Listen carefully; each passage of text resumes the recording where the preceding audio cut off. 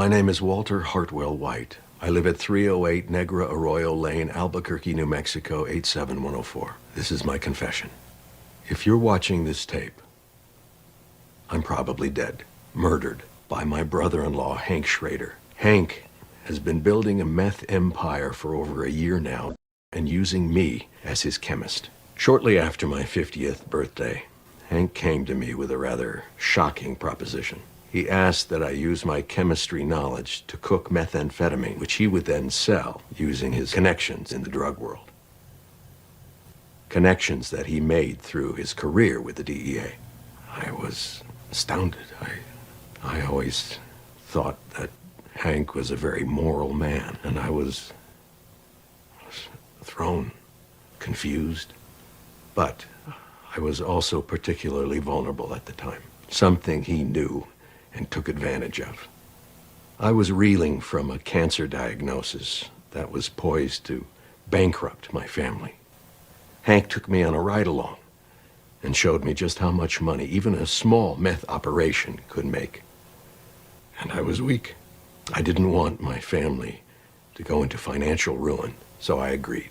Every day, I think back at that moment with regret. I quickly realized that I was in way over my head, and Hank had a partner, a man named Gustavo Fring, a businessman. Hank essentially sold me into serving this man. And when I tried to quit, Fring threatened my family.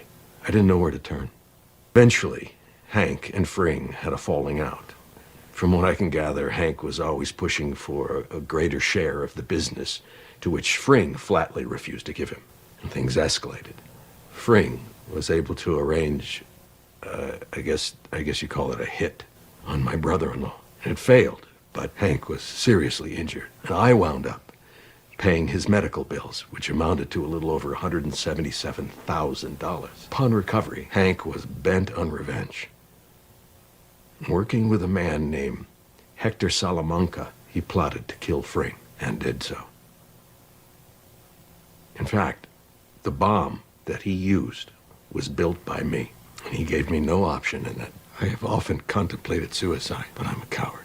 I wanted to go to the police, but I was frightened. Hank had risen in the ranks to become the head of the Albuquerque DEA. And about that time, to keep me in line, he took my children from me. For 3 months, he kept them. I was in hell. I hated myself for what I had brought upon my family. I can't take this anymore. I live in fear. Every day that Hank will kill me, or worse, hurt my family. All I could think to do was to make this video and hope that the world will finally see this man for what he really is.